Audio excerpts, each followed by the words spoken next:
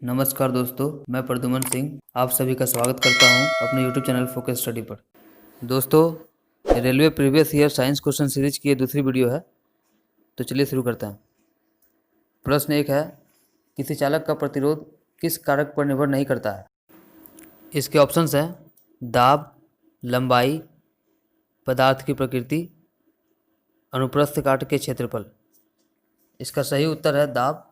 दोस्तों, किसी भी चालक का प्रतिरोध पदार्थ की प्रकृति पर, उसके ताप पर, उसकी लंबाई पर तथा उसके अनुप्रस्थ काट के क्षेत्रफल पर निर्भर करता है, लेकिन दाब पर निर्भर नहीं करता है। दूसरा प्रश्न है, इनमें से कौन एक प्रस्वेदी यौगिक है?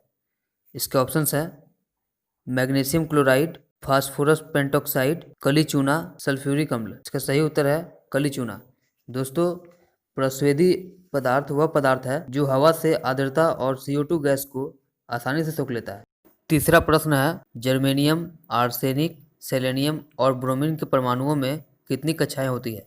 इसके ऑप्शंस हैं 7, 4, 3, 5। इसका सही उत्तर है 4। दोस्तों, जर्मेनियम, आर्सेनिक, सेलेनियम और ब्रोमीन के परमाणुओं में 4 कक्षाएं होती है। चौथा प्रश्न है, चंद्रमा पर किसी वस्तु का भार पृथ्वी पर उस वस्तु के भार का कितना गुना होता है? इसके ऑप्शंस है 1/5, 1/2, बराबर, 1/6। इसका सही उत्तर है 1/6। चंद्रमा के जी का मान पृथ्वी के जी के मान का 1/6 गुना है। पांचवा प्रश्न है, लेंस बनाने के लिए निम्नलिखित में से किसका उपयोग नहीं होता है? इसके ऑप्शंस हैं मिट्टी, कांच, प्लास्टिक, पानी। इसका सही उत्तर है मिट्टी। दोस्तों, लेंस बनाने के लिए पानी, कांच, प्लास्टिक आदि की जरूरत तो पड़ती है, लेकिन मिट्टी की जरूरत नहीं पड़ती। छठा प्रश्न है, धातुओं के किस गुण के कारण उनके पत्थर या फॉइल बनाने में आसानी होती है? इसके ऑप्शंस हैं चालकता, तन्यता, प्रतिध्वन्यात्मकता, अधातुवर्धनीयता। इसका सही उत्तर है अधातुवर्धनीयता।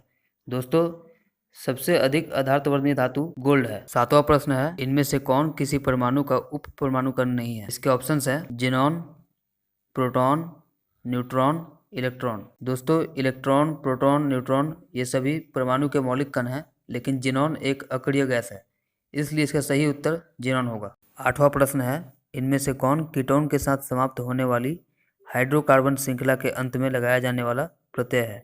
इसके ऑप्शंस हैं oic, OIC, all, OL, own, ONE, अल, AL। इसका सही उत्तर है ओन, ONE। कीटोन का सामान्य सूत्र CnH2n+1 होल 2 CO होता है। नवा प्रश्न है, पौधों में स्रावित होने वाला वह हार्मोन जिसके कारण उसका तना सूरज की रोशनी की ओर झुक जाता है क्या कहलाता है?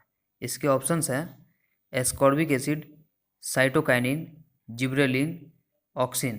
इसका सही उत्तर है ऑक्सिन। ऑक्सिन हार्मोन की खोज 1880 ईस्वी में डार्विन ने की थी।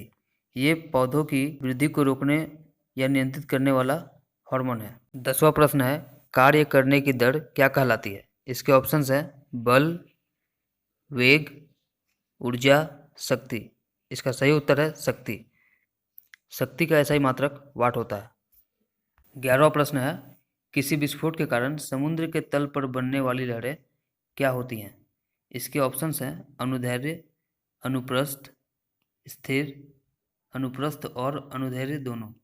इसका सही उत्तर है अनुदैर्ध्य। जब तरंग गति की दिशा माध्यम के कणों के कंपन करने की दिशा के समांतर होती है तो ऐसी तरंग को अनुदैर्ध्य तरंग कहते हैं। 12वां प्रश्न है, पहाड़ से गिर रहे किसी पिंड में क्या होती है? इसके ऑप्शंस हैं केवल गतिज ऊर्जा, केवल घर्षण बल, गतिज ऊर्जा और स्थितिज ऊर्जा दोनों, केवल स्थितिज ऊर्जा। इसका सही उत्तर है गतिज ऊर्जा और स्थितिज ऊर्जा दोनों। दोस्तों, जब कोई वस्तु पहाड़ से गिर रही होती है तो उसमें गतिज ऊर्जा और स्थितिज ऊर्जा दोनों होती है।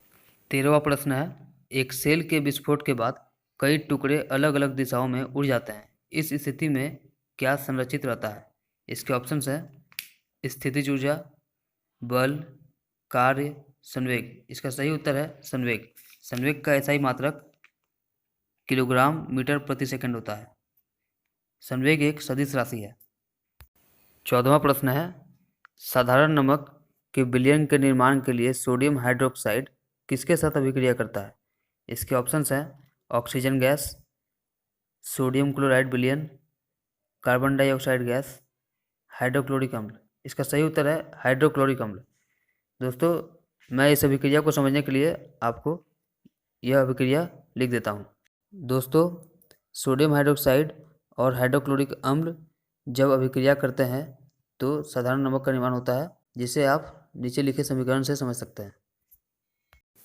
15वां प्रश्न है, आधुनिक आवर्त सारणी के किस समूह में हेलोजेंस को रखा जाता है? इसके ऑप्शंस हैं 17वें, 15वें, 18वें, 16वें। इसका सही उत्तर है 17वें। दोस्तों, आधुनिक आवर्त सारणी के 17वें समूह में हेलोजेंस को रखा जाता है। फ्लोरीन, क्लोरीन, ब्रोमीन, आयोडीन, अस्टेटिन तथा टेनेसिन आदि हेलोजेंस हैं।